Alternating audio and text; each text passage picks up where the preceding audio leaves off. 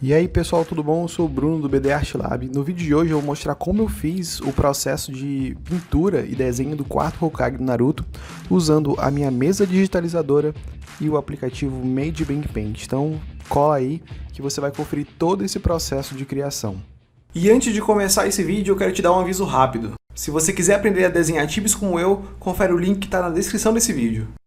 Bom, dessa vez eu decidi desenhar o Minato, né, que é o quarto Hokage do anime e mangá Naruto. E a primeira coisa que eu sempre faço quando eu estou fazendo alguma ilustração é buscar referência. Muitas das vezes o personagem que eu vou desenhar não tem ele bem definido na minha cabeça, não lembro de todos os detalhes, por mais que eu já tenha visto a série, eu tenha lido o mangá, o quadrinho, qualquer coisa. E sempre que eu estou com essa dificuldade de lembrar dos detalhes, corro para pegar referência, que eu acho que vai longe da cópia. A referência, nesse caso, ela serve para servir como um suporte nos detalhes. E desenhar tibis é bem legal porque a gente sempre vai ter que adaptar o personagem que a gente está desenhando. Dificilmente a gente vai ter uma série, um desenho que os personagens já estejam em estilo tibi. Então eu gosto muito de desenhar isso porque eu faço essa adaptação e encontro uma quebra de padrão aí, que é a anatomia do tibi.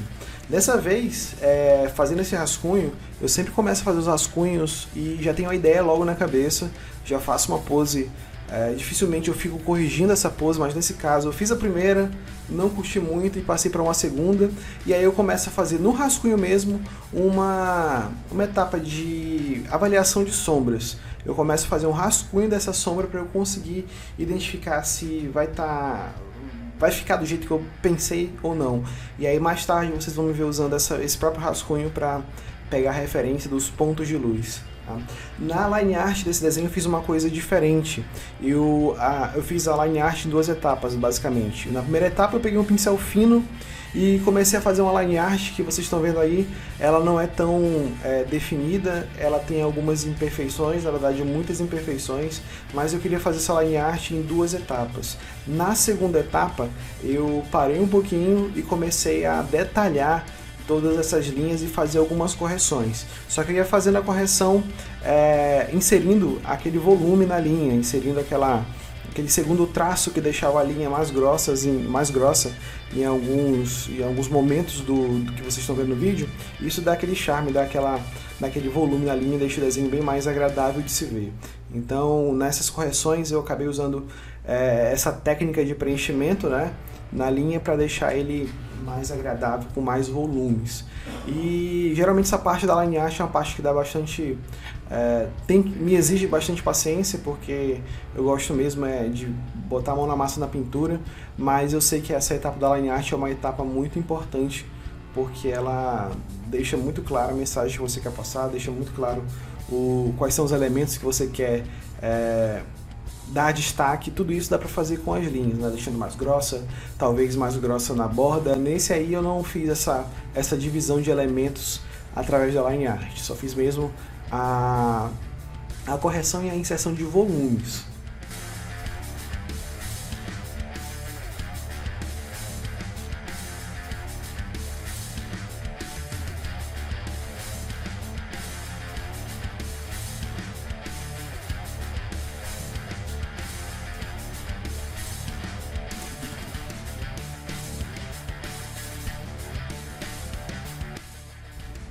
Superado agora a line art, chegou o momento de começar a fazer alguns detalhes e começar a fazer inserção de cores.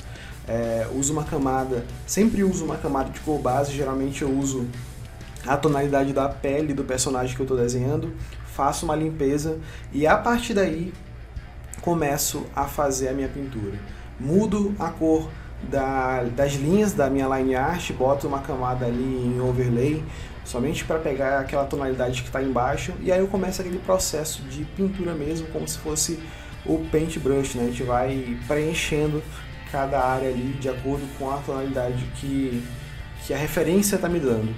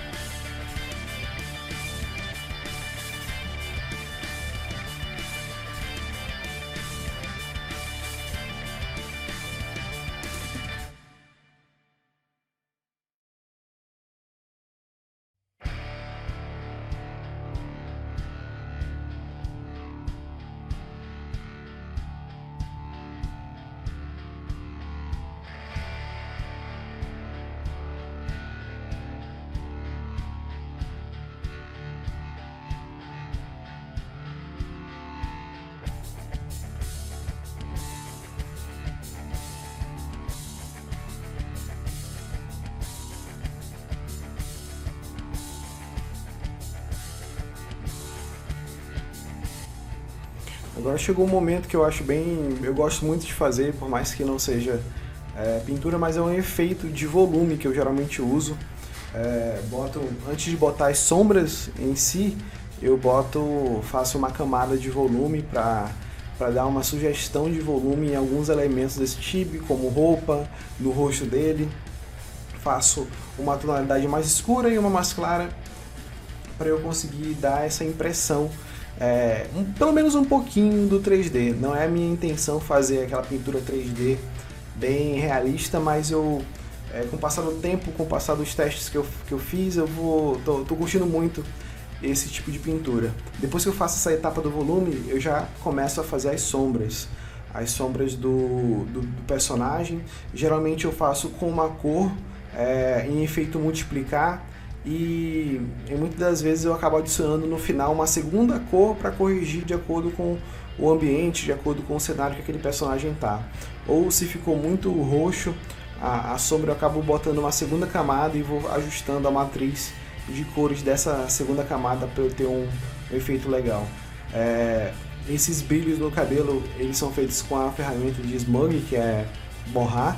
É uma ferramenta bem legal, vi essa técnica no Twitter e decidi apresentar aqui para vocês. Eu acho que é a primeira vez que eu apresento isso num vídeo, mas é uma técnica muito boa para fazer alguns detalhes de cabelo. Geralmente tem alguma dificuldade em desenhar brilho, fazer a sombra do cabelo. E agora botando alguns efeitos na bochecha dele, botando alguns efeitos de sombra de oclusão, começo a trabalhar melhor a iluminação na bandana dele, boto uma camada lá de branco, boto duas camadas de branco e a de baixo com um desfoque para dar aquele brilho. Então, se você não sabia como faz, agora já sabe. E aí começo a adicionar algumas camadas e testar, né? Começo a testar bastante coisa, porque muito desse processo de aprendizado ele vem do teste. Testa alguns efeitos, deu certo, replica ele. E aí, a grande técnica de copiar e colar um olho, faço a mesma coisa no brilho dos olhos, boto duas camadas de branco e a de baixo ou a de cima, você pode desfocar para ele ficar com esse brilho. Então, eu fico com duas camadas, uma normal, sem desfoque, e a outra com desfoque. Nesse desenho, eu queria finalizar ele assim, achei bem legal esse resultado final, mas eu comecei vocês não me veem fazendo muito isso que eu vou fazer, mas eu comecei a ter a ideia de botar algum cenário, começar a treinar mais elementos de cenário, porque inclusive vou botar um módulo de cenários e de cenários simples, né? Vou botar um módulo de cenários simples para composição de desenhos no meu curso Como Desenhar Tibia. Se você quer aprender as técnicas que eu utilizo, quais são as técnicas que eu utilizei para fazer esse desenho, você pode se inscrever no meu curso online Como Desenhar Tibia. O link está na descrição desse vídeo, tá bom? E aí eu começo a fazer alguns efeitos de fogo, talvez alguma coisa. Na verdade, eu peguei essa referência daquela cena que ele está lutando contra o Toby, se não me engano, que a Kyuubi começa a destruir a cidade. Na verdade, é a noite do nascimento do Naruto. Então eu quis replicar essa cena, não a cena, mas o cenário, a situação. Se fosse a cena em si, ele não estaria rindo desse jeito, não estaria tão calmo, que realmente a cena é bem tensa. É a cena que define muito da história do Naruto. E agora eu boto alguns outros elementos que vão me ajudar a compor esse cenário. E uma coisa legal de fazer esse efeito de anime é que a gente pode usar um pouco mais do desfoque para borrar o cenário atrás. Então, borrar o cenário ajuda a gente a não precisar detalhar tanto, de fazer detalhe por detalhe do cenário. Então, acho que é bem legal fazer esse efeito de desfoque no cenário que está muito atrás, ou então o elemento está muito na frente, porque a gente pode dar uma sugestão que está acontecendo alguma coisa, não necessariamente a gente precisa detalhar ponto por ponto. E aí, bota umas folhinhas em cima, bota um incêndio lá atrás e bota uma luz de recorte ali na direita dele, na nossa esquerda. Bom, gente, espero que vocês tenham gostado dessa ilustração. Fiquem aí com a versão final do quarto Hokage e não esquece de comentar, me falar o que você achou, e se quiser aprender a desenhar tips comigo, não esquece que o link está na descrição desse vídeo, beleza? Um abraço e falou!